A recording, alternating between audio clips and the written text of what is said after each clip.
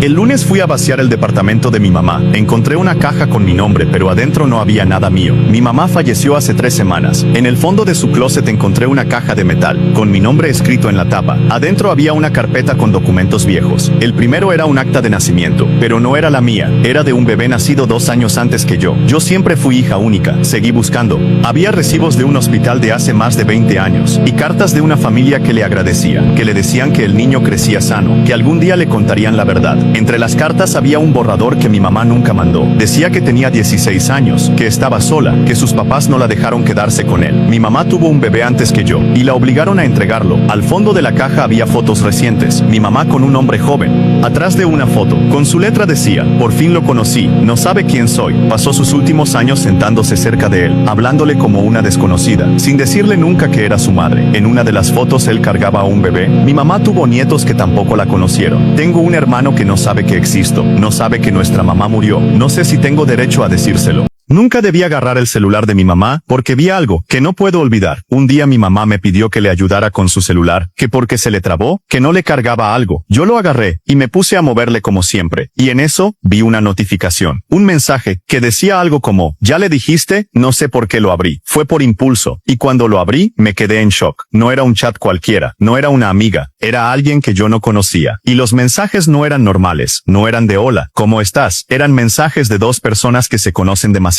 Había frases como: te extraño, ya quiero verte. Seguí leyendo, y encontré algo peor. Una conversación donde hablaban de mí, de mi familia, de mi papá, y mi mamá decía cosas como: es que no puedo dejarlo así nada más. Los niños no tienen la culpa, todavía no. En ese momento entendí que no era algo nuevo, era algo que llevaba tiempo. Cerré todo rápido, dejé el celular donde estaba, y actué normal, pero desde ese día, yo ya no veo a mi mamá igual. Ahora sé que tiene una vida que yo no conozco, una parte de ella que mi papá no sabe. Mi papá todavía la mira como si fuera perfecta, como si no hubiera secretos, y cada vez que estamos los 3 en la mesa, yo solo pienso: yo soy el único aquí que sabe la verdad. Mi hija tiene una amiga, Sofía, habla de ella todos los días, lo que hicieron en el recreo, el pleito que tuvieron y cómo se contentaron. Ayer fui a una junta escolar, aproveché para preguntarle a la maestra por Sofía. Quería organizar una salida entre ellas. La maestra revisó la lista del salón, después la del grado, y me dijo que no había ninguna Sofía, ni en el salón, ni en todo el grado. Pensé que mi hija se confundía, que Sofía era de otra escuela, que yo había entendido mal, pero los detalles eran demasiado consistentes. Le pedí a mi hija que invitara a Sofía a la casa. Me dijo: no puede, su mamá no la deja ir a casas de otros. Le pedí el teléfono de la mamá de Sofía. Me dijo que no se lo sabía. Le pregunté en qué salón estaba Sofía. Me cambió la conversación. No la presioné. Tenía miedo de lo que pudiera descubrir. Empecé a poner atención. En silencio, sin que ella supiera, y noté cosas. Mi hija le guardaba comida a Sofía. Desaparecían galletas, fruta, pan de la cocina. Yo pensaba que ella se lo comía, pero un día la vi salir al jardín de atrás, con una bolsa de comida y dejarla cerca de la barda. Revisé su cuaderno. Encontré dibujos de 2 niñas. Una era ella, la otra, más flaca, siempre con la misma ropa en todos los dibujos, como si Sofía usara lo mismo todos los días. Una noche escuché a mi hija hablar bajito en su cuarto. Pensé que era el teléfono. Me asomé. No tenía el teléfono en la mano.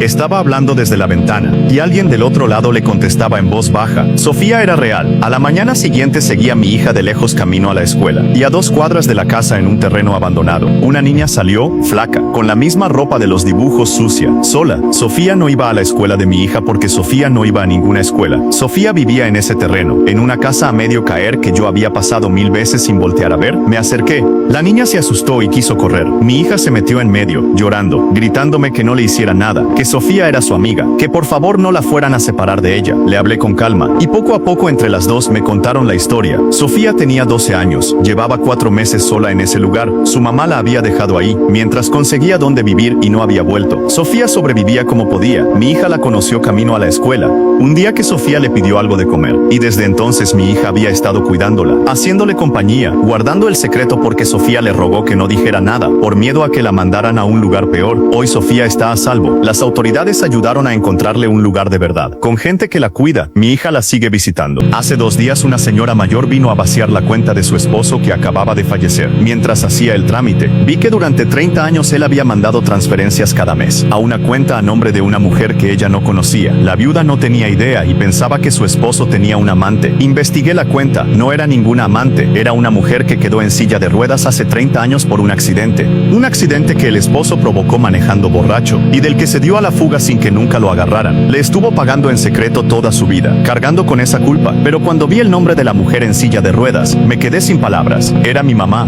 Hace 4 meses una niña de 7 años empezó a despedirse de mí cada tarde diciéndome: salúdame a la otra niña que se sienta atrás. El asiento de atrás siempre iba vacío. Lo tomé como su imaginación, pero la niña daba detalles de la otra, cómo iba vestida, cómo se llamaba, y que se había quedado dormida en la carretera.